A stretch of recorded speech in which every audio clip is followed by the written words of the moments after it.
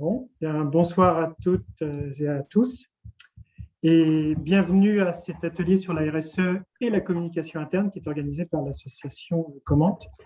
Alors, je me présente, je suis Stéphane Tourneur et avec Fabienne Ravassar qui est en ligne, Florence Chiavassa qui doit être en ligne aussi, je pense, Carole Trévy et la formidable équipe de Comment.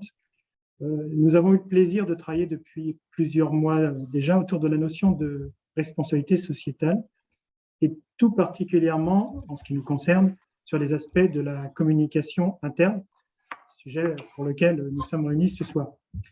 Donc, la RSE, c'est un sujet de prédilection pour les entreprises à l'externe, ce qui est tout à fait normal. Et puis, ça fera l'objet d'un autre atelier par la suite, organisé par Comment.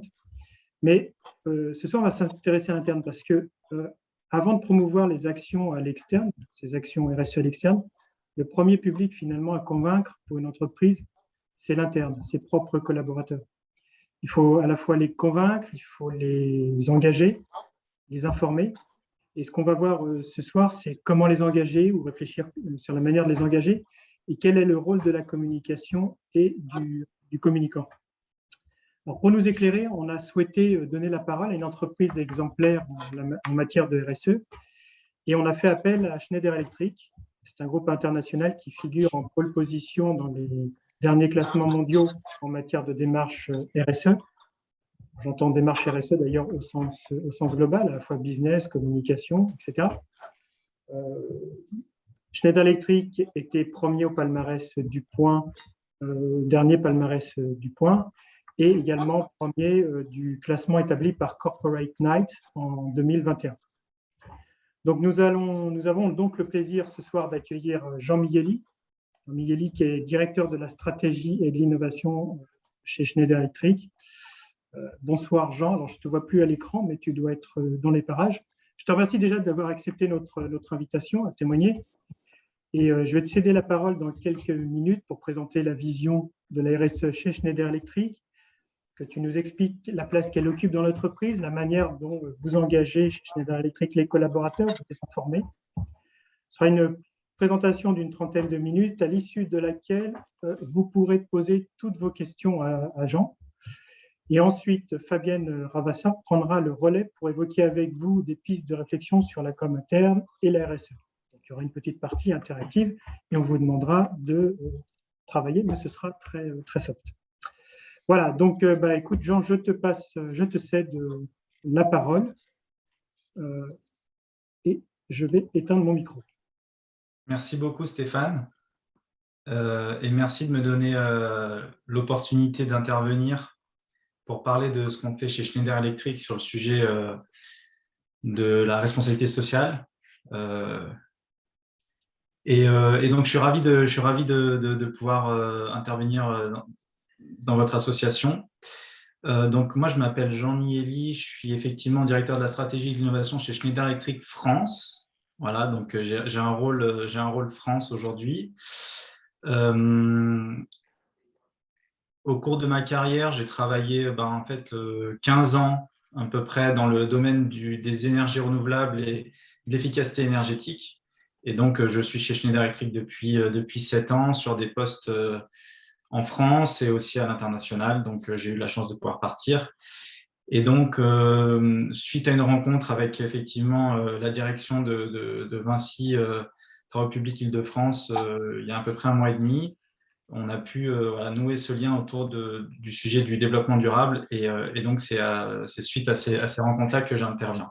Donc je vous ai préparé une présentation, une quinzaine de planches où je vais vous expliquer comment on voit le sujet du développement durable chez Schneider Electric, comment on l'a mené historiquement pour arriver aujourd'hui parmi les leaders mondiaux, parce qu'en fonction des classements, des fois on est numéro 1 en fonction des industries, etc. Et surtout, pour reprendre un des verbes que tu as employé, comment est-ce qu'on engage l'ensemble des collaborateurs dans cette démarche pour pouvoir vraiment avoir un modèle vertueux et renforcer l'attractivité de l'entreprise et augmenter le niveau d'engagement des collaborateurs et des collaboratrices. Alors, Schneider Electric, c'est une société du CAC 40, mais qui n'est pas très très bien connue du grand public puisque c'est une société où on fait passer quasiment l'intégralité de notre business à travers des partenaires. Donc, les produits Schneider Electric, il y en a dans toutes les maisons, tous les bâtiments, toutes les usines, toutes les infrastructures. Et donc, nous, notre métier, c'est de fournir des produits et des services logiciels, etc., pour plus d'efficacité dans la gestion de l'énergie, dans les automatismes industriels et, in fine, plus de développement durable, plus de sustainability. Donc, sustainability, c'est un mot qu'on emploie beaucoup chez Schneider Electric. Et sous ce terme, on met plein de verticaux différents que je vais détailler dans la présentation. Donc, c'est sûr que c'est beaucoup plus facile pour une entreprise comme Schneider Electric, dont le cœur de métier est de faire de la gestion de l'énergie, de l'efficacité énergétique ou opérationnelle, de devenir un leader en sustainability qu'une société dont le cœur du métier est de fabriquer des cigares ou des pneus, par exemple. D'accord ? Nous, c'est vraiment le cœur de notre métier et c'est ce qu'on fait depuis des décennies. Alors, en une planche sur la présentation d'entreprise, donc on est une entreprise française, 140 000 employés dans 100 pays. On a un revenu à peu près de 25 milliards d'euros et on est positionné sur deux grands domaines que sont le management de l'énergie d'un côté et la partie automatisme industriel de l'autre. Et ces deux grands domaines, on les déploie sur 4 marchés finaux. Donc, j'en ai parlé un petit peu. Il y a la partie bâtiment, résidentiel bâtiment. Ensuite, il y a tout ce qui est data center. D'accord ? Donc, c'est ce qu'on fait, par exemple, avec tous les grands acteurs du cloud mondial. Ensuite, il y a la partie infrastructure. Donc, c'est les réseaux électriques. D'accord ? Surtout côté distribution. Et puis, l'industrie. Et on a une répartition à peu près équivalente sur ces 4 marchés finaux. Bon, on est présent partout dans le monde. On est une entreprise qui a doublé de taille en 12 ans. Voilà. Et puis, on a un équilibre assez bien fait entre les différentes zones, Amérique du Nord, Europe, Asie-Pacifique et reste du monde. Voilà. Donc ça, c'est pour planter un petit peu le décor de l'entreprise. Le développement durable chez Schneider Electric. Donc, effectivement, nous, on a commencé très tôt sur le sujet du développement durable. Et on a commencé très tôt, puisque le cœur de notre métier, c'est de faire de la mesure d'énergie, de la mesure d'électricité, d'eau, de gaz, etc. Et on a déployé, en fait, sur ce sujet du développement durable, ce qu'on savait faire, c'est-à-dire faire de la mesure. Faire de la mesure, créer des indicateurs, pouvoir mesurer aussi la performance qu'on peut avoir et qu'on peut déployer sur un certain nombre d'indicateurs. Et donc, dès l'année 2004, on a créé notre premier baromètre de développement durable. Et puis, on voit sur cette planche-là l'évolution aussi de la mission de l'entreprise. D'accord ? Donc, entre 2004 et 2008, c'était la construction d'un nouveau monde électrique. Ça a évolué 2009-2015, make the most of your energy. Okay, donc, c'est vraiment tirer le meilleur parti de notre énergie. Et donc là, on voit aussi, on commence à voir dans la définition du but et de la mission de l'entreprise déjà un premier indicateur d'engagement, que ce soit sur les collaborateurs, mais aussi sur l'écosystème. D'accord ? Et finalement, cette mission, elle a évolué à partir de 2015 pour se transformer en on rend tout le monde acteur pour tirer le meilleur parti de notre énergie et de nos ressources. D'accord ? Donc, on a étendu en fait le périmètre de ce qu'on porte dans notre mission pour s'assurer que donc life is on, donc la connectivité à travers l'accès à l'énergie partout, pour tout le monde et à tout moment. D'accord ? Et donc, cette mission, c'est pour nous le cœur de la raison pour laquelle les entreprises viennent travailler pour Schneider Electric et surtout décident d'y rester. On fait tous les ans des enquêtes sur l'ensemble des collaborateurs du groupe pour connaître les motivations de départ de l'entreprise ou les raisons pour lesquelles les gens rejoignent, etc. Le sujet du développement durable est toujours, depuis au moins 4 ans, la raison numéro 1 pour laquelle les gens rejoignent Schneider Electric. Je parlais tout à l'heure du baromètre. Donc, c'est un outil de suivi de notre performance. Et donc, j'y reviendrai un peu plus en détail dans les prochaines planches. Mais on a mis en place un outil de mesure qui est basé sur un référentiel extérieur qui est les objectifs de développement durable de l'ONU. D'accord ? Sur la base de ces objectifs, on a défini, nous, des axes de progrès, que ce soit en interne ou en externe, à travers l'ensemble des verticaux de ce champ de développement durable.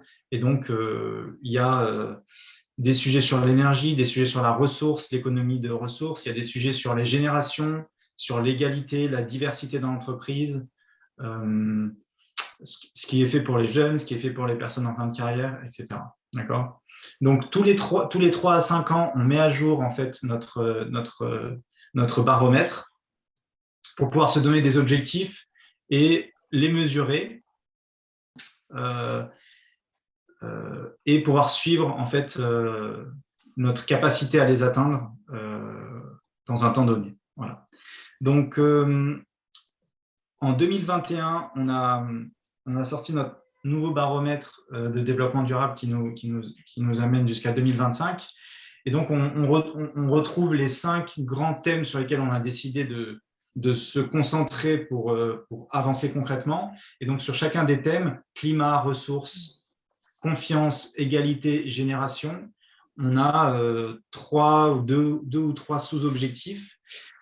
Et donc, je ne vais pas tous les passer en détail, mais ce qui est important de comprendre, c'est que c'est des choses qui sont chiffrées, d'accord, qui sont auditables, qui sont publiées tous les trimestres en interne et en externe, qui sont auditées et auditables, d'accord. Donc, il y a des cabinets qui auditent aussi notre capacité à atteindre ces objectifs. Et donc, par exemple, si je fais un zoom sur le sujet climat, il y a évidemment tous les sujets carbone qui sont maintenant très bien connus et très bien traités par la plupart des entreprises.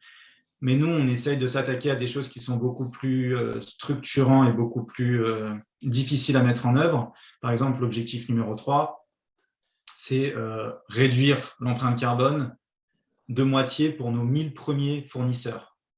D'accord ? Et donc ça, c'est des objectifs qui sont extrêmement ambitieux, qui nécessitent des investissements importants et qui nous permettent de garder une certaine avance aussi sur ce qui est fait dans l'industrie. On a choisi aussi de traiter, par exemple, le sujet sur la partie confiance. Donc, 100% de nos fournisseurs stratégiques mettent en œuvre ce qu'on appelle un travail décent à leurs employés. Donc, un travail décent, c'est une définition aussi qui est référencée en externe, sur pas de travail des enfants, pas d'heures supplémentaires non payées, etc. etc.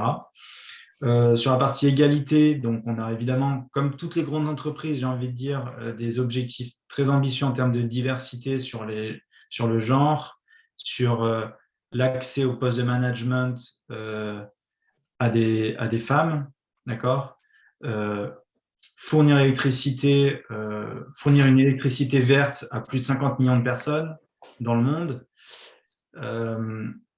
créer des opportunités pour les futures générations, donc c'est tout ce qui est population issue des stages, des alternances, fraîchement diplômés.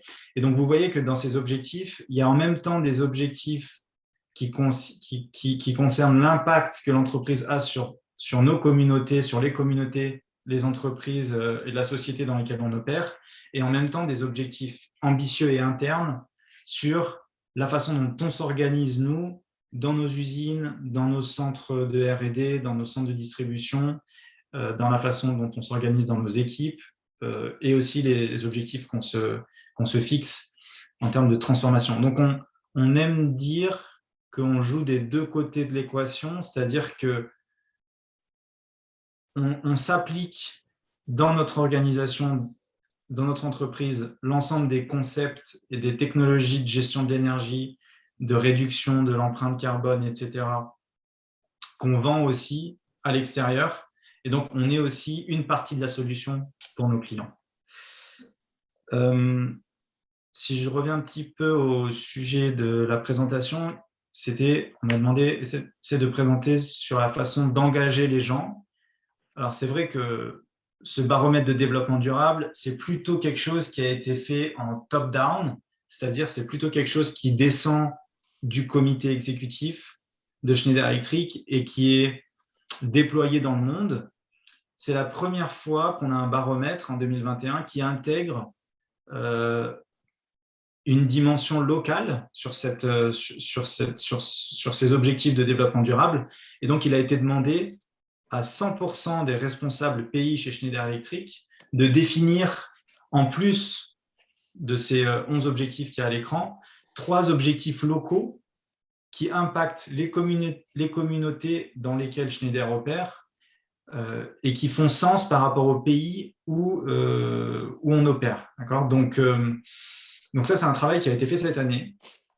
Et donc, chacun des responsables pays chez Schneider Electric a défini ces 3 objectifs, évidemment qui sont différents en France ou en Afrique du Sud, aux États-Unis ou en Inde, mais ça a été une occasion pour les pays de prendre un petit peu la main sur ces objectifs et de contribuer à la roadmap globale de l'entreprise. Et donc ça, c'est un premier élément de la façon dont on rend acteur et on rend moteur et on implique beaucoup plus les équipes qui sont dans le reste de l'organisation. D'accord. On vient de publier la semaine dernière nos résultats du 3e trimestre. Et donc, je vous ai juste mis un extrait en fait, de nos résultats. Donc, tous les trimestres, en plus des résultats financiers, on publie nos résultats de façon extrêmement détaillée sur les 11 objectifs que je viens de vous citer. Et donc, vous voyez que on a des notes qui sont positionnées sur la globalité du baromètre, et sur chacun des sous-objectifs, on explique où on en est. D'accord. On a un engagement pour aider nos clients à économiser ou à éviter l'émission de tonnes de carbone. On a un objectif de 800 millions de tonnes évitées ou économisées d'ici 2025. Au 3e trimestre 2021, on en est à 319 tonnes. D'accord. Et donc, on avance sur chacun des sous-objectifs comme ça, et donc on consolide ça chaque trimestre. Sur la diversité homme-femme, on a un objectif de 50% des nouvelles embauches sont des femmes, 40% au niveau des frontline managers sont des femmes, et 30% au niveau des postes de direction ou au-dessus d'ici 2025. Et donc, on voit aujourd'hui, on en est à 41, 25, 24, et donc on a, ou plutôt 42, 27, 26, et donc on a cette feuille de marche, cette feuille de route pour atteindre ces objectifs. OK.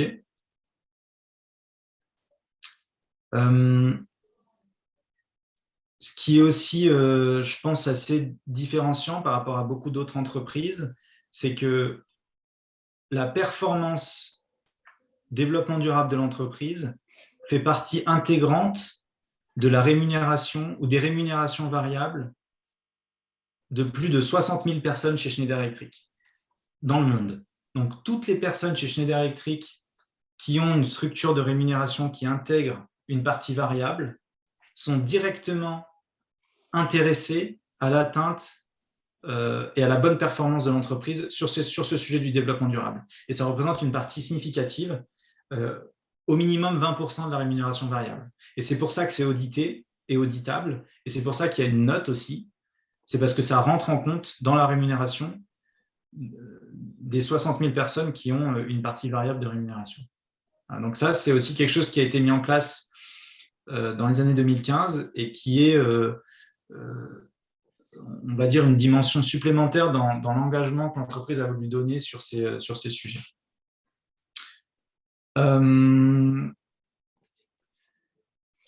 Je vais parler un petit peu des autres, on va dire, leviers d'engagement.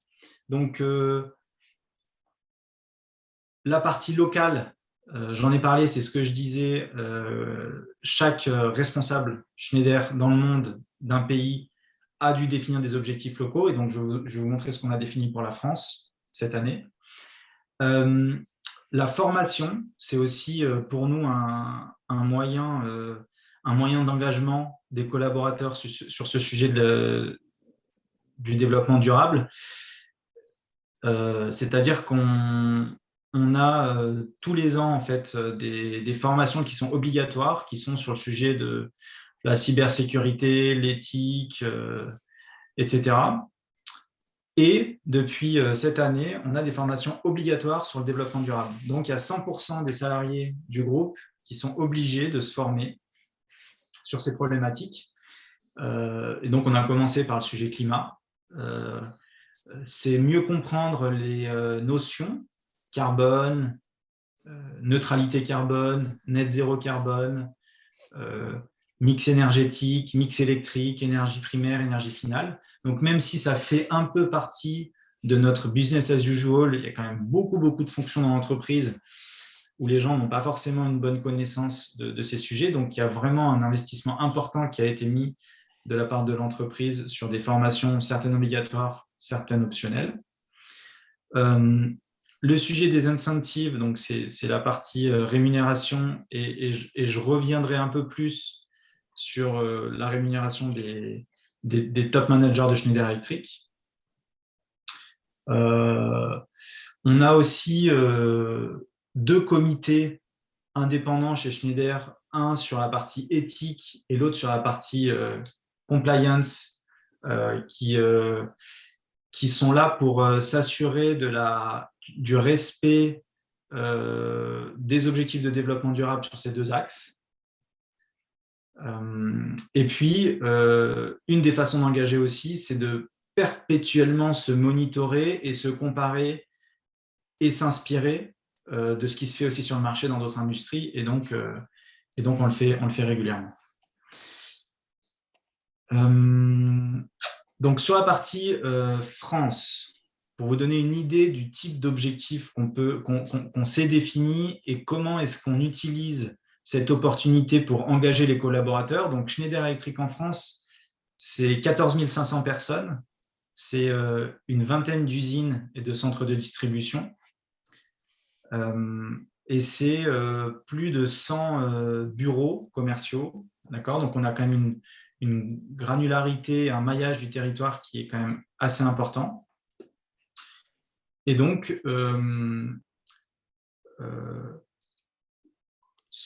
bon, ça c'est encore juste la description du programme, c'est-à-dire chacun des présidents doit définir des objectifs. Et donc, nous, on a décidé en France de se concentrer sur ce qui fait la spécificité de la France dans toutes les dimensions qu'on a vues. Donc, on a défini un premier axe sur le sujet des ressources. Donc, c'est toutes les initiatives qu'on peut faire sur le sujet de l'économie circulaire. La France est quand même en avance dans le monde sur les modèles de circularité, les modèles de réparation de produits, de revalorisation de produits qui ont été réparés, récupérés, etc. On a sorti en France un label qui s'appelle Schneider Electric Circular Certified pour développer un business autour de la circularité. D'accord ? Et on met à disposition et on met à la vente des collaborateurs de Schneider Electric en France. On a une ambition de pouvoir mettre à disposition de tous les salariés de Schneider Electric France des produits issus de l'économie circulaire, des produits Schneider Electric issus de l'économie circulaire.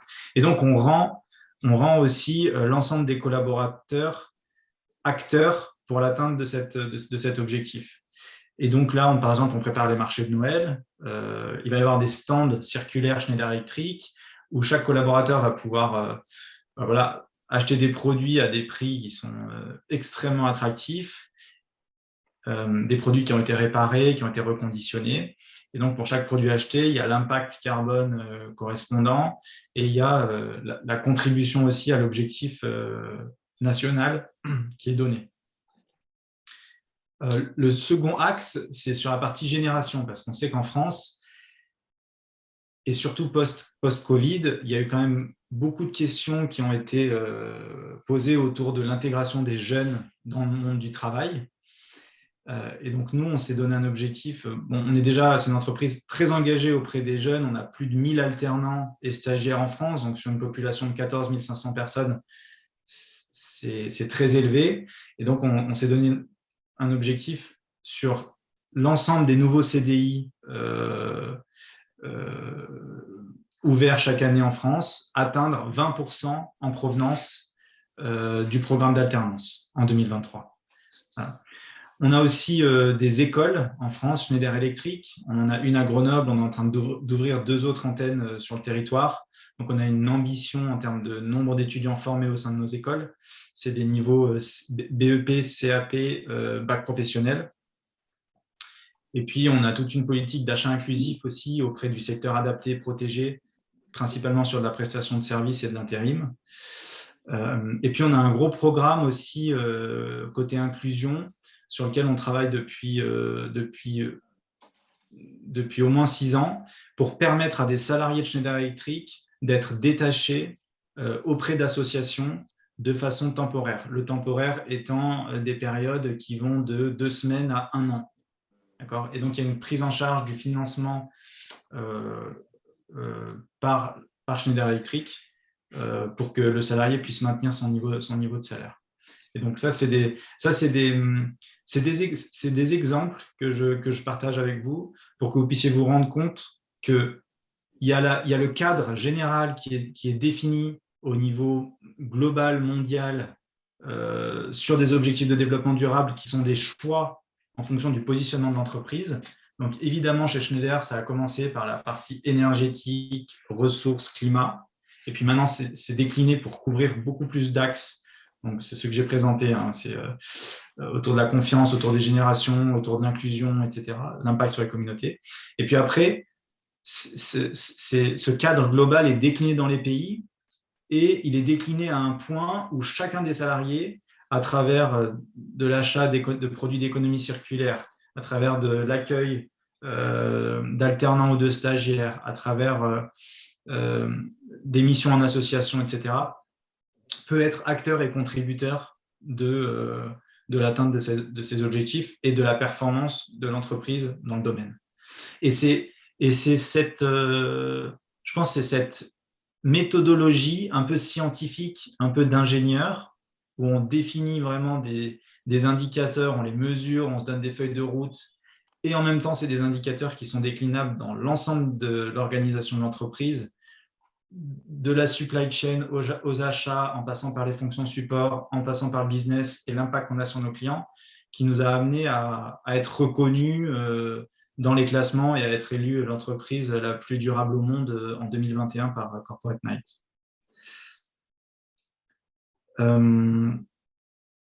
J'en parlais tout à l'heure, la formation, c'est aussi un levier important. Donc, 2 exemples pour illustrer ça. Sur les formations obligatoires, on a par exemple une formation qui s'appelle Zéro Carbone. Et donc, cette formation elle a été construite par des personnes en interne sur les connaissances climat, l'avenir de la France sur le plan énergétique, les ambitions, l'empreinte carbone d'un individu, comment réduire son empreinte carbone, comment la mesurer, quel est l'impact qu'on peut avoir chacun à notre niveau sur les communautés. Et donc ça, c'est une formation obligatoire faite en France pour tous les employés. Et on s'appuie aussi sur des formations externes, on va dire. Donc, la fresque du climat, peut-être certains d'entre vous connaissent. C'est une association qui a développé une formation, ou plutôt un serious game autour des enjeux climatiques pour comprendre les faits. Donc, c'est un jeu qui est basé sur les rapports du GIEC et qui s'anime en 2h30, 3 heures. Et donc, chez Schneider, il y a une vingtaine de personnes qui ont été formées pour devenir formateurs et qui ont maintenant la responsabilité de former les 14 500 personnes de Schneider Electric France d'ici à la fin 2023. Donc, il y a tout un programme qui est en cours de déploiement pour sensibiliser à ces problématiques de dérèglement climatique et vraiment faire augmenter le niveau général de connaissance des salariés de l'entreprise. Alors, pourquoi on fait ça? On fait surtout ça parce qu'on est persuadé que d'abord, c'est bien pour les gens, c'est bien pour le business, c'est bien pour la planète, c'est bien pour nos clients, etc. Mais on fait aussi ça parce qu'on est persuadé qu'on rentre dans un monde de transformation de plus en plus fréquente et de plus en plus importante. Et donc, d'avoir des salariés qui sont sachants, un minimum sachant sur ces sujets-là, ça diminue leur résistance au changement et à la transformation d'entreprise. Nous, on a fait beaucoup d'acquisitions ces 24 derniers mois sur le sujet sur le digital, sur le software, on a lancé des nouvelles offres sur par exemple, le consulting en développement durable, le consulting en transformation digitale, et donc transformer l'entreprise pour le faire de façon efficace et agile et dynamique. Il faut que la résistance au changement des collaborateurs soit la plus faible possible. Et donc, c'est pour ça qu'il y a aussi cet investissement pour former des gens des achats, du marketing, des ventes, etc. sur ces problématiques. J'en parlais un petit peu tout à l'heure sur la partie rémunération. Donc, ici, c'est en détail. On a deux grandes parties dans la rémunération. On a on va dire le résultat, le bonus court terme des employés. Donc, il y a 60 000 personnes qui sont éligibles sur les 140 000. Ça, c'est ce que je vous disais tout à l'heure.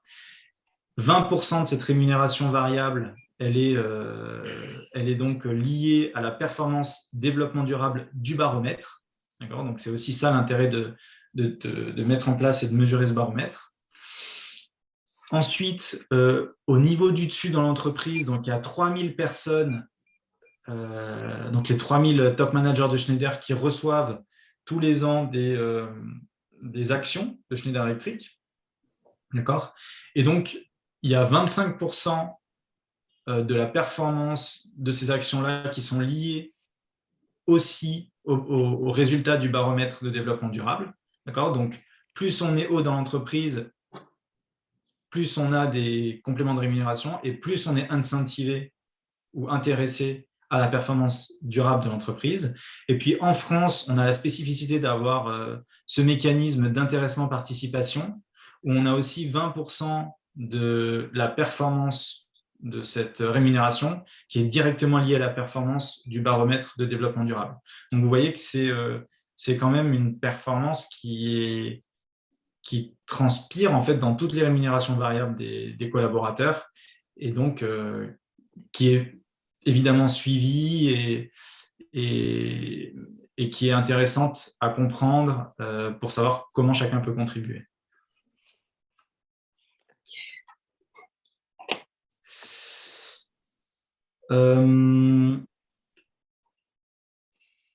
La partie reconnaissance de la part des collaborateurs. Donc, One Voice, c'est l'enquête annuelle que je mentionnais tout à l'heure interne. D'accord ? Donc, la première raison pour rejoindre et pour rester chez Schneider Electric, c'est le sujet du développement durable. On a un PDG qui est visionnaire sur le sujet. Ça fait à peu près 12 ans qu'il est PDG et c'est vrai que c'est la personne chez Schneider qui vraiment insuffle et vraiment, on va dire, ouvre la voie sur ces modèles et sur cet engagement de l'entreprise. Et donc, c'est vrai qu'il y a un fort sentiment d'appartenance et il y a une capacité de retenir les talents chez Schneider qui est très corrélée avec l'engagement de l'entreprise sur le sujet du développement durable. Ça mène aussi à augmenter le niveau d'engagement des salariés parce que quand on trouve du sens à ce qu'on fait et quand on voit que le positionnement de la boîte résonne beaucoup dans ce qui est relancé dans les différents plans de relance, dans l'actualité, etc., ça permet de se dire qu'on est contributeur et trouver un sens à ce qu'on fait. Il y a aussi des classements externes. Donc Glassdoor, c'est un classement important en France qui est aussi réalisé. La culture, les valeurs d'entreprise, c'est des choses qui ressortent régulièrement. Recommandation à un ami, 83%. Bon, je ne serais pas en mesure de vous dire si c'est beaucoup plus élevé que d'autres entreprises qui sont aussi en tête dans ce classement.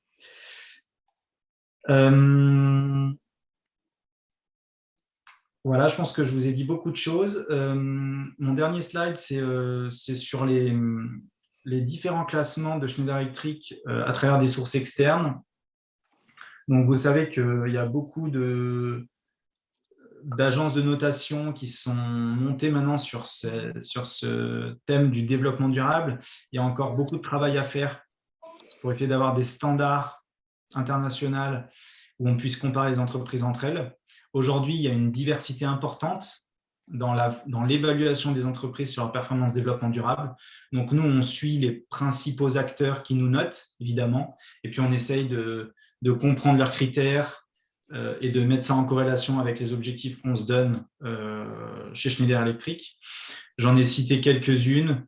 Il y en a certaines françaises là-dedans, comme EcoVadis, et il y en a d'autres qui sont internationales. On sait que c'est une transformation permanente. On est hyper attentif à des industries qui sont en avance sur l'industrie électrique comme la nôtre sur ces sujets. Et donc, on s'inspire beaucoup des autres et on essaye d'avancer, on va dire, en embarquant vraiment l'ensemble des collaborateurs dans cette transformation. Et voilà. Et on pense que c'est la meilleure façon d'engager les gens. Voilà. Une petite citation de la part de notre PDG. Le développement durable est un marathon sans ligne d'arrivée. Et donc, effectivement, ça fait déjà 16 ans qu'on est vraiment très engagé sur le sujet, mais on sait que c'est toujours le début de l'histoire. Et donc, on a encore beaucoup de travail à faire. Voilà ce que j'avais à dire. Je ne sais pas si je suis en avance ou en retard. Je pense que c'est à peu près OK. Pile à l'heure. Si vous le voulez bien, on va prendre les éventuelles questions des participants et participantes. On a une première question de Fabienne qui demande si l'élaboration de la raison d'être de Schneider Electric a impliqué les collaborateurs. Est-ce qu'elle a été construite en concertation avec les collaborateurs? Elle a été construite en concertation avec un grand cabinet de conseil en stratégie extérieure et une équipe de collaborateurs, effectivement, qui travaillait sur le sujet. Ouais.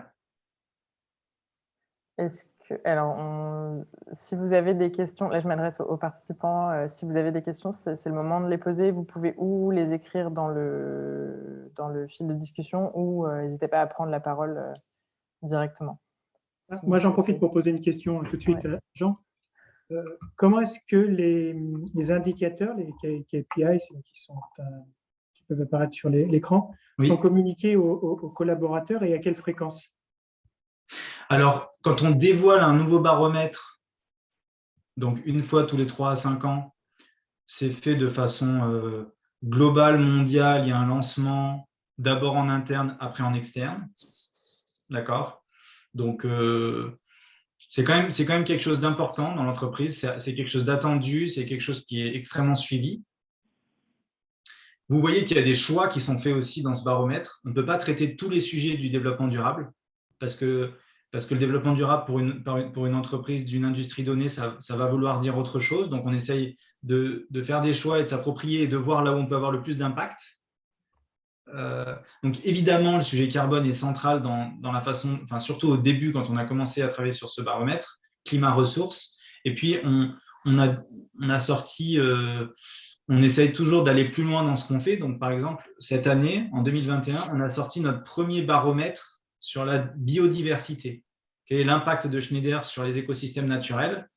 Et donc, ça aussi, c'est quelque chose d'assez structurant, d'assez innovant. Donc ça, c'est la façon dont on le définit et qu'on le communique à la base. Ensuite, sur la partie suivi, c'est tous les trimestres et c'est en même temps que les performances financières de l'entreprise. Donc, c'est toujours pareil, c'est le jour officiel où il y a les publications, étant donné qu'on est une boîte cotée. En interne, on a la présentation justement en même moment sur la performance financière, la performance sustainability du groupe.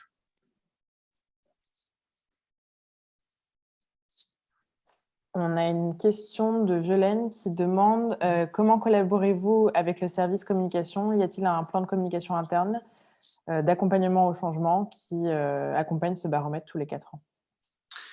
En France, avec le service communication de la France, on a beaucoup d'interactions sur le sujet du développement durable, notamment lors de la mise en place des objectifs locaux pour la France. Il y a une communication forte qui a été faite et qui est maintenant suivie de publications, on va dire, trimestrielles aussi sur l'atteinte de ces objectifs. Donc ça, c'est en ce qui concerne la com interne sur les objectifs locaux France. D'accord ? Donc, je vais dire, il y a un plan de communication au moment où ils sont lancés. Maintenant qu'on est en mode run et qu'on a des objectifs à atteindre sur les 3 ans qui viennent, on est plutôt dans un suivi en fait de la communication. On fait des opérations ponctuelles dans le cadre de ces objectifs et donc là, la communication, elle a un vrai rôle à jouer. Donc on a, comme beaucoup de grandes entreprises, beaucoup de canaux internes de communication, des réseaux sociaux, l'intranet, plein de façons de communiquer. Et donc, il y a un support important des équipes com qui est fait pour faire savoir ces événements et nous aider aussi à les transformer en succès. Par exemple, quand on fait des événements sur des sites, il y a voilà, les télés d'accueil des sites, il y a plein de choses qui sont faites pour accompagner et pour faire parler de ces événements-là. Sur la partie formation également, la communication a un rôle important puisque c'est eux qui sont, on va dire, en pilotage du lancement des programmes de formation interne.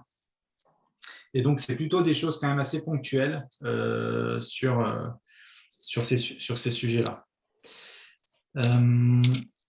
Accompagnement, changement qui accompagne tous les baromètres tous les 4 ans. En quoi consistent les opérations ponctuelles? Voilà, donc un exemple d'opération ponctuelle, c'est le lancement d'une nouvelle formation. C'est des opérations de vente aux salariés de produits d'économie circulaire. C'est tous les ans la campagne de recrutement pour les alternants et pour les stagiaires. C'est des opérations qui sont réalisées avec des associations dans le cadre de projets particuliers. Voilà, c'est ça, des opérations ponctuelles sur lesquelles il y a une collaboration avec les équipes communication. Et franchement, je dois dire que quand on a des équipes communication qui sont engagées là-dessus, ça permet d'avoir un impact qui est quand même beaucoup plus important à l'intérieur de l'entreprise. On a réussi à monter des événements qui ont été des succès grâce à des campagnes de com qui ont été bien faites, prises en avance et qui permettaient de toucher un maximum de salariés.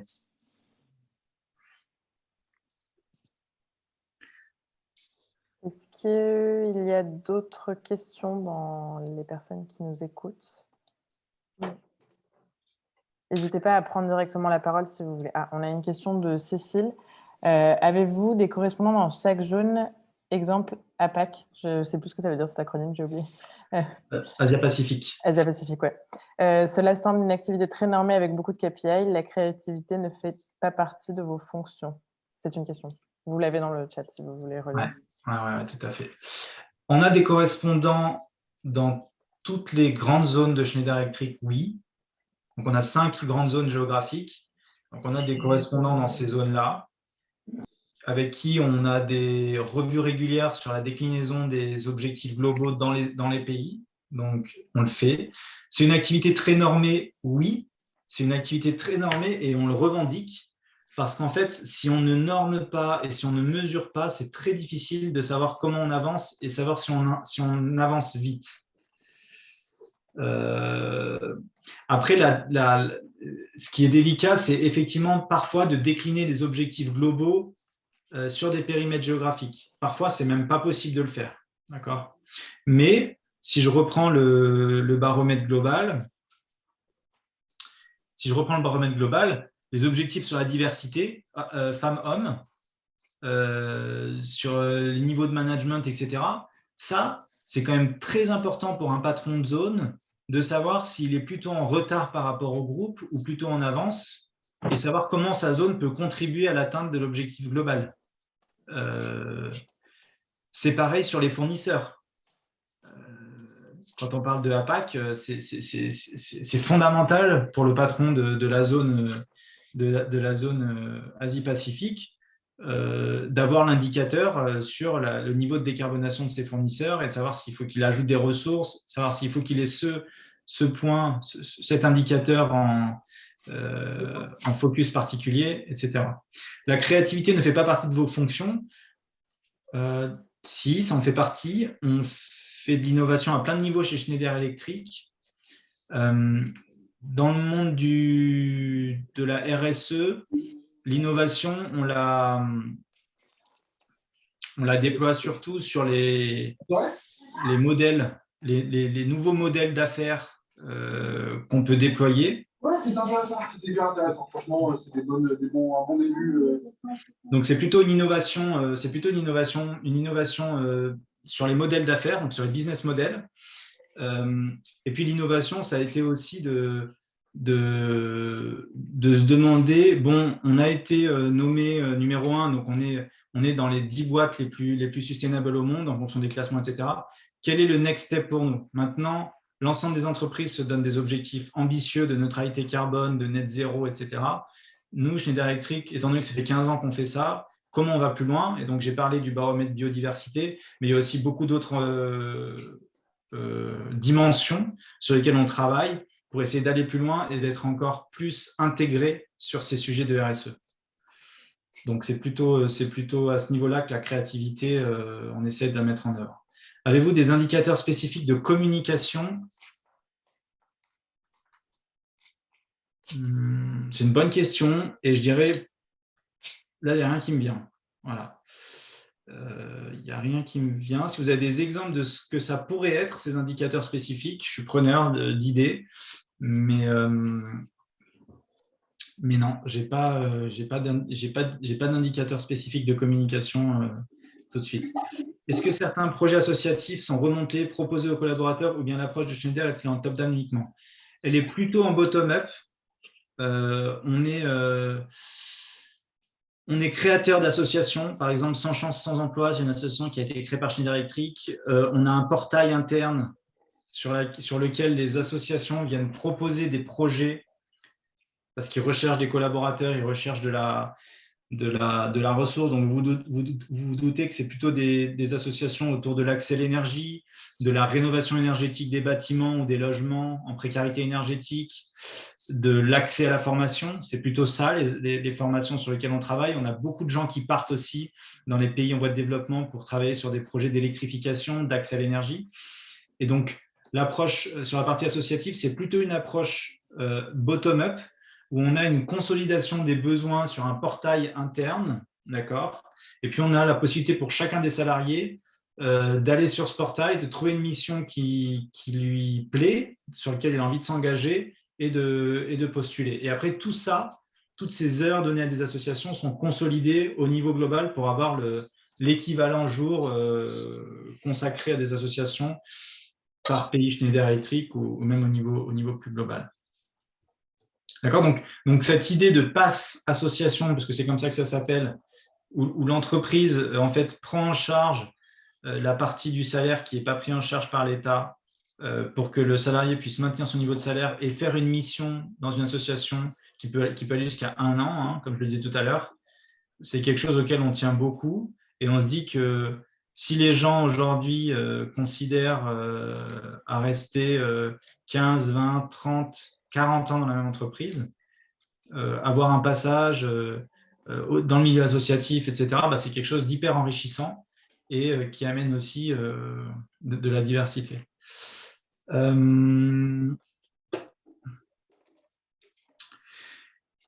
Comment sont sélectionnées les actions de mécénat de compétences? Eh ben, on y travaille beaucoup en France, notamment. Il y a des échanges qui sont organisés entre ça se passe beaucoup dans le parcours d'intégration des entrants et des nouveaux collaborateurs, ou alors au moment de changement de poste. Donc, il y a un encouragement qui est fait pour avoir des rotations de poste assez régulières dans l'entreprise, tous les 3 à 5 ans. Et donc, lors des changements de poste, il y a aussi des dispositifs de mécénat de compétences qui sont mis en place pour solliciter les personnes qui ont beaucoup d'expérience dans des domaines et accompagner, on va dire, l'évolution des compétences d'autres collaborateurs, surtout que les métiers de l'entreprise évoluent beaucoup. Schneider, c'est une entreprise qui a été créée en 1856 au Creusot. On faisait à la base des rails de chemin de fer. Donc, on a évolué depuis un siècle et demi vers le métier de l'électricité et du software et du digital. Donc, sur toutes ces nouvelles compétences, sur tous ces nouveaux métiers, il y a besoin de beaucoup de nouvelles compétences. Et donc, il y a des dispositifs de mécénat. Donc, ça s'organise de façon hyper opérationnelle, où on a des gens qui viennent mettre à disposition des compétences. Et donc, on s'inscrit sur, encore une fois, un outil interne en se disant, bah voilà, moi, je suis prêt à donner du temps sur la vente, le marketing, le digital, les logiciels, etc. Et puis, il y a les personnes de l'autre côté qui sont demandeuses parce qu'ils envisagent une réorientation, une évolution de l'entreprise, et donc qui viennent chercher ce support. Il y a aussi un dispositif de mentorat qui marche assez bien sur le même concept. Comment valorisez-vous l'engagement des collaborateurs? Ça, c'est un sujet, je pense, qui rejoint beaucoup le sujet communication. Donc, il y a évidemment aussi, comme dans beaucoup de grandes entreprises, beaucoup d'initiatives locales qui sont même parfois complètement en dehors du baromètre de développement durable, parce qu'il y a des gens qui font des choses très bien et qui ne rentrent pas forcément dans le cadre de ce baromètre. Et donc ça, je pense que c'est valorisé de façon positive, avec un impact important, mais pas non plus extrêmement important. Et donc, c'est valorisé dans des newsletters, c'est valorisé au niveau d'événements. On a des événements de développement durable dans les zones où on met en avant des initiatives. Mais c'est vrai qu'on aime bien aussi être coordonné sur ce sujet du développement durable. Et donc, quand il y a des initiatives importantes, on se demande aussi comment les raccrocher au baromètre et comment les mettre dans ce cadre de contribution et de mesure pour éviter qu'il y ait plein de gens qui fassent plein de choses très bien, mais qu'à la fin, on se demande qu'est-ce qu'on peut en tirer réellement.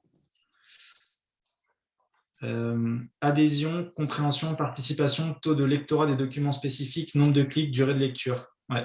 Ça, c'est des bons points. Et c'est ce que je disais tout à l'heure. Donc, il y a les formations obligatoires, les formations optionnelles. On a aussi, nous, dans les équipes stratégie, la responsabilité d'écrire des papiers de positionnement sur ces sujets-là, donc c'est-à-dire les sujets de transformation de notre société.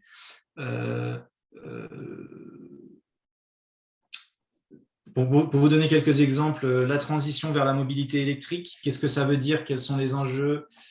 Qu'est-ce que ça veut dire en termes d'économie d'émissions ou de réduction des émissions pour la France? La décarbonation dans les bâtiments, la transformation de l'industrie vers une industrie beaucoup plus digitalisée. Et donc, en fait, on fait ces papiers, on fait beaucoup de communication, on fait des podcasts internes aussi pour varier les supports et pour intéresser les gens.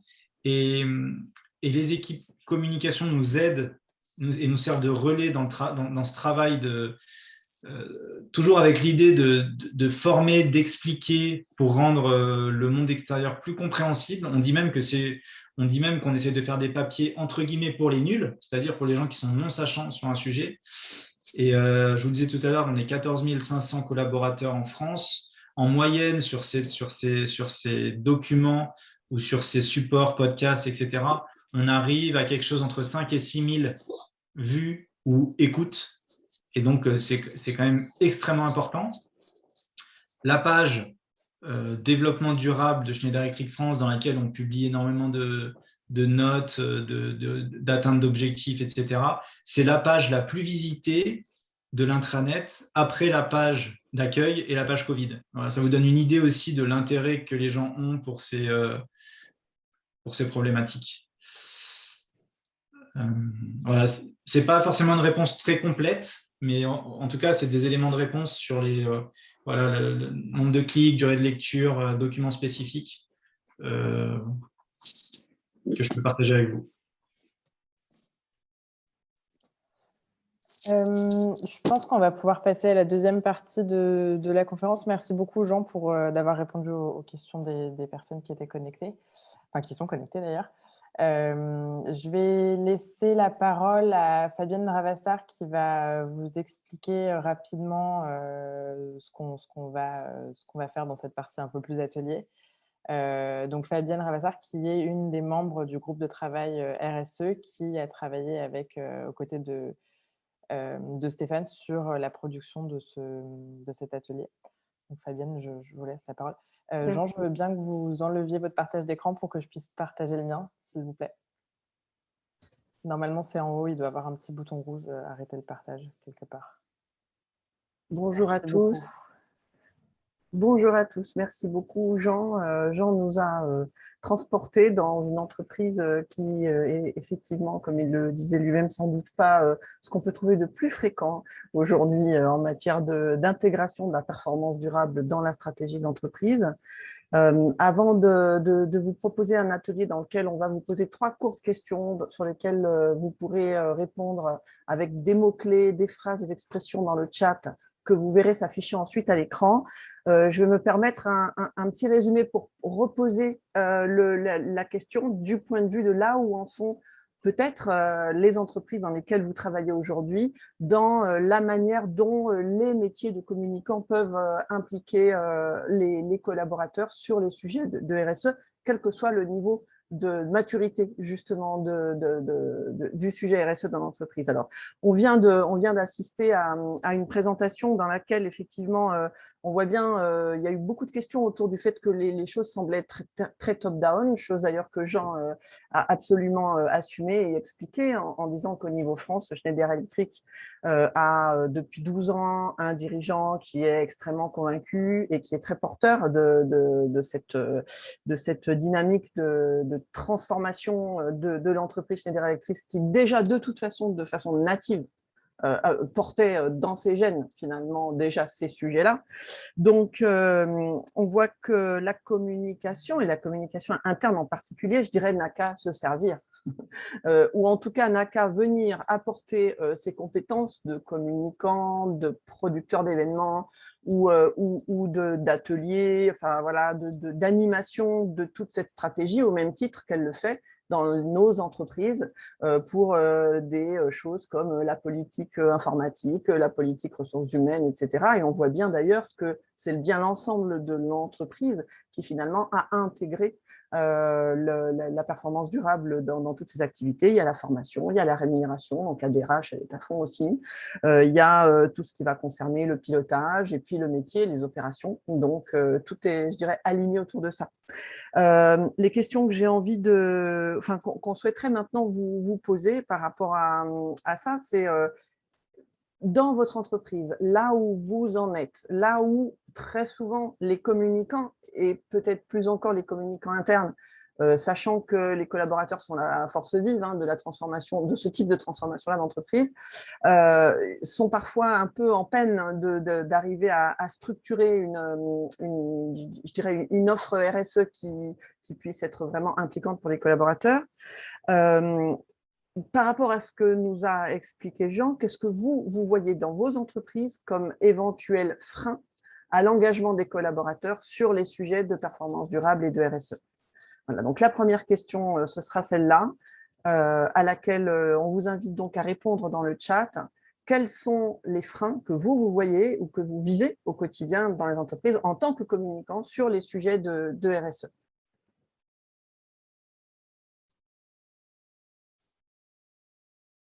Donc, on vous invite à répondre dans le chat. Alors, je vous laisse la question 2-3 minutes, le temps que vous puissiez y réfléchir et nous donner notre petite réponse. Et ensuite, on va regarder ensemble vos réponses, si ça vous va.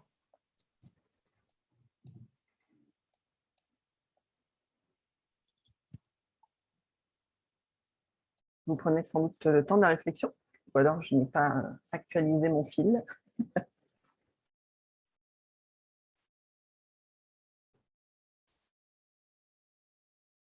Le greenwashing.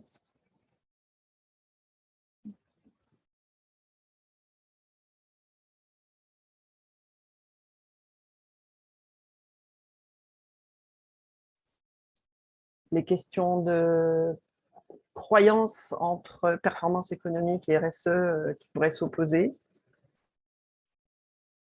Un nouveau sujet, des efforts supplémentaires à fournir.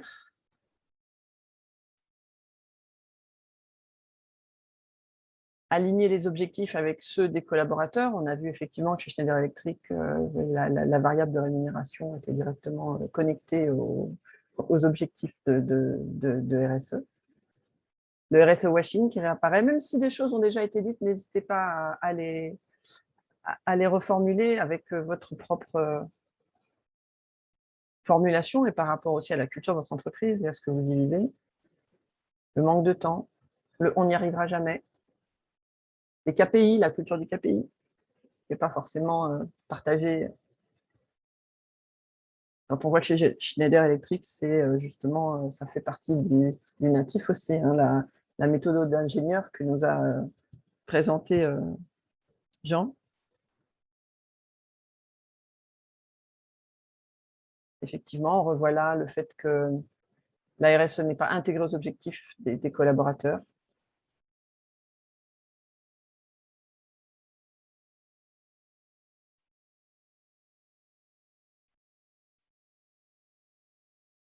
Je me permets, plutôt que de le dire dans le chat, ça vous permettra de l'intégrer aussi en régie, la non-coordination des opérations.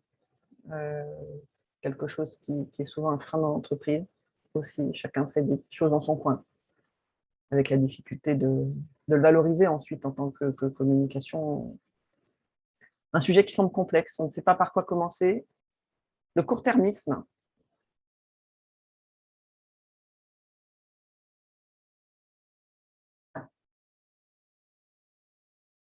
Le manque de connaissance des missions pour impliquer les collaborateurs, pour des mécénats de compétences par exemple.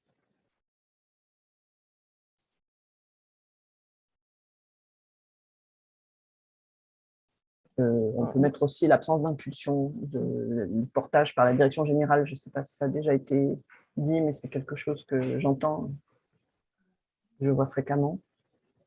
Vous avez été très, très prolifique en réponse, donc du coup, on ne va pas pouvoir tout mettre sur le slide, mais on a bien tout lu et Fabienne, je pense, prendra tout en considération. Ah d'accord, donc on ne voit pas le nuage de mots. Je vais vous... Si.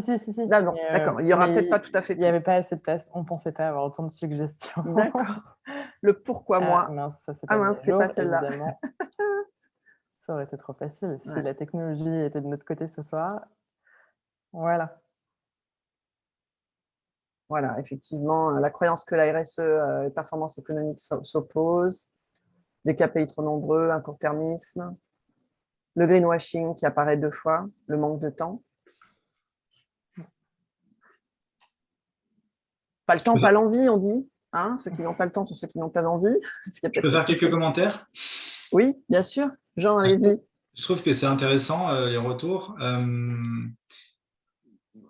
Alors, des KPI trop nombreux, je trouve que c'est un peu une idée antagonisme avec le fait de dire RSE washing. Et donc, effectivement, c'est justement pour lutter contre le greenwashing et contre le RSE washing qu'on adopte une démarche d'ingénieur et qu'on adopte une démarche de dire il faut qu'on mesure absolument là où on en est aujourd'hui et là où on veut être demain et sur quel indicateur de façon très précise on veut le faire. Parce que sinon, s'il n'y a pas ce référentiel un peu scientifique, hein, et c'est comme sur tous les sujets carbone, etc., s'il n'y a pas un référentiel scientifique, chacun raconte ce qu'il veut et en fait, on n'y comprend plus rien à la fin. C'est celui qui parle le plus fort dont on a l'impression qu'il fait le plus, mais ce n'est pas du tout le cas.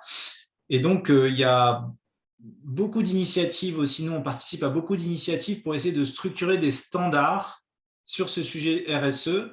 Et il y a eu notamment à Glasgow une décision très importante sur la création d'un organisme en charge de définir des standards sur le sujet du RSE pour pouvoir savoir de quoi on parle. hein, parce que c'est quand même un domaine qui a 10 ans, 15 ans, 20 ans, qui est assez nouveau finalement. Et donc, mettre des normes et mettre des standards pour essayer d'évaluer les choses et mieux comprendre ce que les entreprises font, c'est évidemment un des challenges les plus importants du sujet. Bien entendu, d'autant plus que de plus en plus, ces standards doivent rentrer vraiment dans les standards de pilotage de l'entreprise et de sa transformation, de sa décarbonation. Voilà, donc c'est un sujet clé en fait. C'est pas une annexe, c'est pas une fonction annexe. Voilà, c'est une fonction centrale. C'est ce qu'on comprend bien dans votre intervention et c'est ce qui, je crois, est vraiment apprenant pour nous tous aussi. On va passer à une autre question cette fois. On a vu les freins. Quels sont selon vous les leviers cette fois-ci à l'engagement des collaborateurs et collaboratrices? Qu'est-ce qui fait que ça marche et qu'on arrive à les impliquer, à les intéresser, à les informer, à les rendre acteurs de la politique RSE d'entreprise? De la même façon, on vous invite à exprimer vos propositions, vos idées, vos perceptions, ou vos expériences d'ailleurs aussi, hein, soit dans ce que vous avez entendu, soit dans ce que vous savez qui fonctionne au sein de vos entreprises, dans le chat. Des bénéfices concrets pour chaque collaborateur. Un levier important.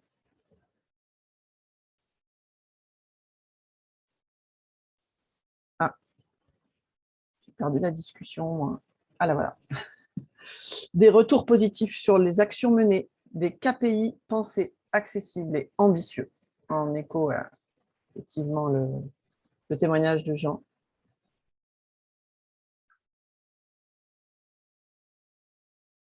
Oh, y aurait-il plus de freins que de leviers? Non, on n'y croit pas. La fierté de contribuer individuellement ou collectivement au développement de communautés locales. Effectivement, le fait d'avoir de voir son action de manière concrète, parce que local, c'est visible. Une approche basée sur l'amélioration continue, step by step. L'exemplarité de la hiérarchie. Ça, c'est effectivement souvent cité et c'est souvent décrit comme ce qui manque. On y reviendra, parce que j'ai peut-être quelque chose à questionner là-dessus. Et puis concrètement, tout le monde a envie de faire le bien pour la planète. Voilà, ça c'est du fait que finalement, l'entreprise et les collaborateurs aujourd'hui se trouvent devant le même objectif qui est de protéger le vivant et de faire du bien à la planète. Les effets visibles et tangibles, donc voilà, du tangible, du concret, du palpable, du factuel. La conscience partagée et co-construite de l'urgence, pardon. J'ajouterais, moi, volontiers aussi la formation. Jean a dit quelque chose qui m'a paru important, qui était quand on sait, quand on devient sachant sur un sujet, on est plus apte à accepter et à comprendre les transformations d'entreprise. Donc, l'axe formation des collaborateurs, je l'ajouterais bien, volontiers. La capacité d'avoir un impact à l'objectif plus large et commun, donner du sens à son travail, voilà.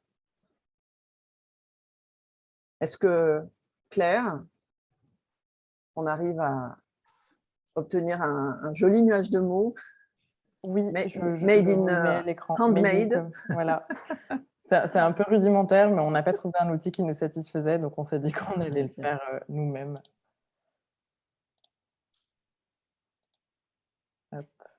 Voilà. Moins nuageux, on n'a pas réussi à refaire le même effet de style que sur le précédent, mais c'est que dans les leviers, il y a l'organisation, l'ordre, la structure, voilà, on le voit bien. Hein. Voilà. Est-ce que Jean, ça vous donne l'occasion de réagir? Est-ce qu'il y a des... Il y a beaucoup de choses autour du sens et c'est vrai que c'est important cette mission d'entreprise et je pense qu'on voit beaucoup d'entreprises changer de nom, se définir une mission et c'est pas pour rien. La notion de sens, surtout dans l'évolution des modes de travail où on est beaucoup en remote, en digital, etc., elle est fondamentale pour engager les collaborateurs. Et la notion d'exemplarité aussi. Mais quand on comprend mieux les problématiques, finalement, l'exemplarité, on y est moins attaché puisqu'on a quand même envie d'être contributeur. Au-delà de savoir si notre chef l'est ou si notre N+2 l'est, Je pense vraiment que la compréhension de ce Peut-être qui pour se la prochaine passe aussi ou pas? au niveau climatique, c'est un levier au moins aussi puissant pour agir.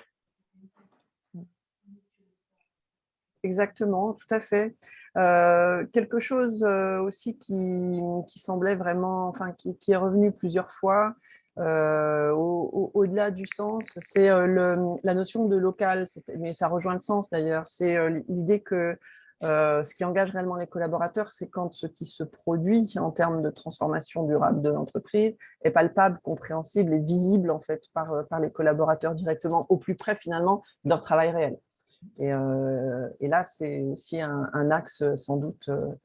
Alors, un axe comme les autres sur lesquels on va vous poser une dernière question qui, cette fois, s'adresse directement à votre rôle de communicant et peut-être de communicant interne ou en tout cas d'acteur, de contributeur à la communication interne.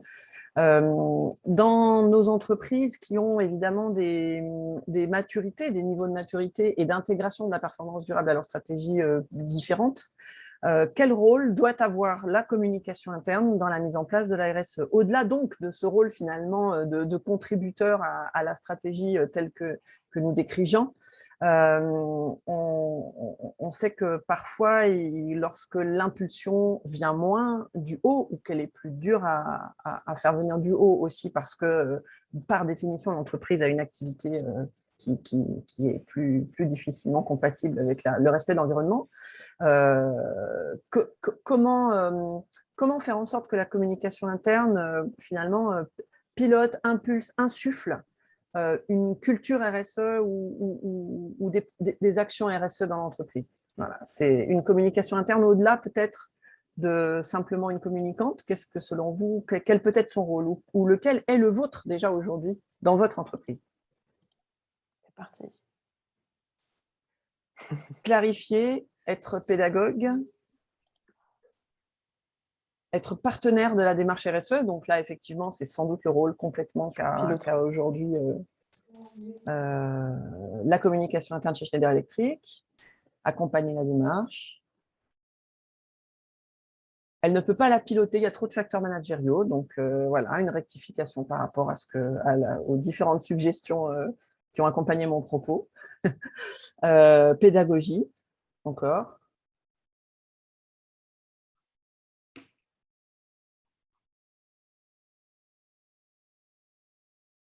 Quel rôle doit avoir la communication interne pour impulser l'engagement des collaborateurs sur la RSE?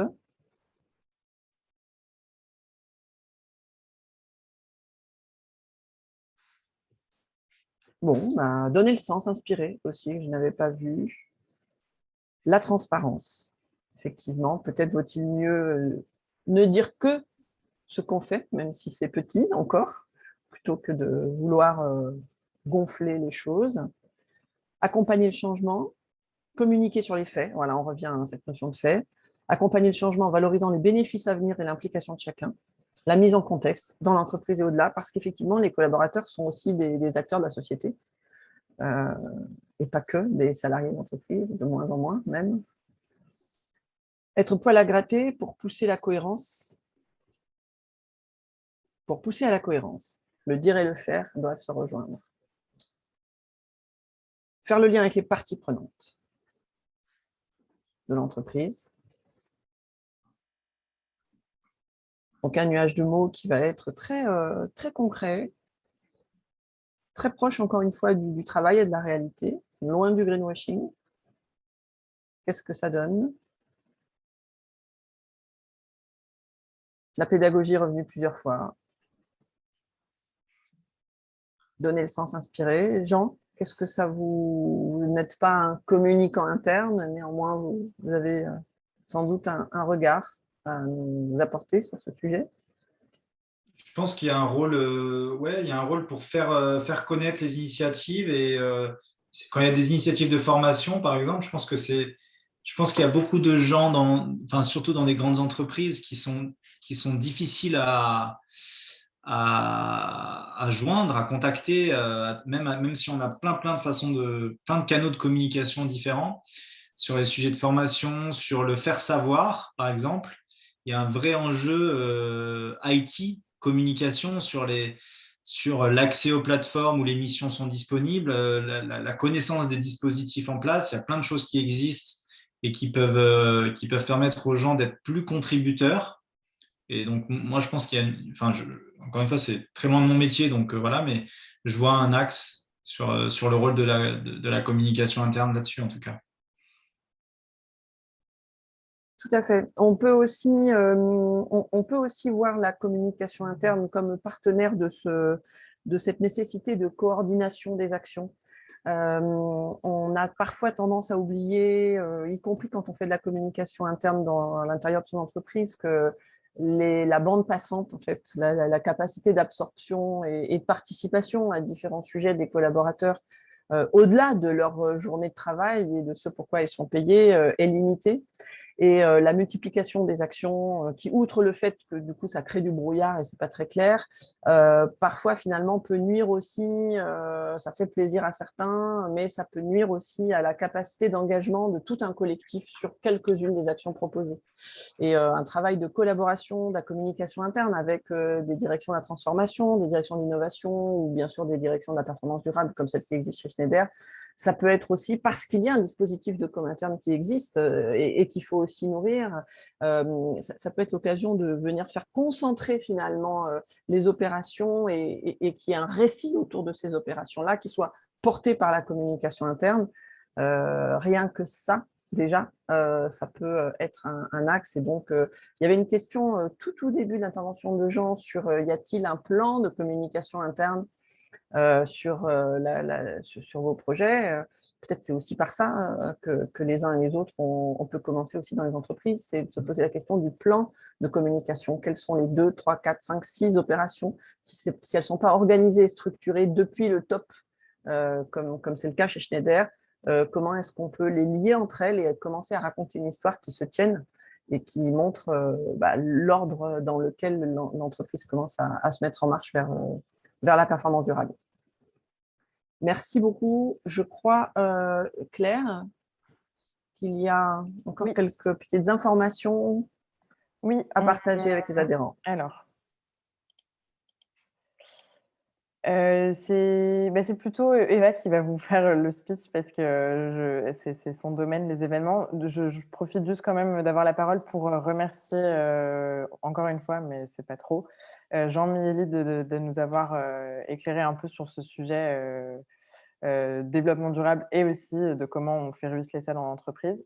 Un grand merci également à Stéphane et Fabienne et à Florence et Carole qui n'ont pas parlé mais qui ont aussi beaucoup travaillé pour monter ce projet.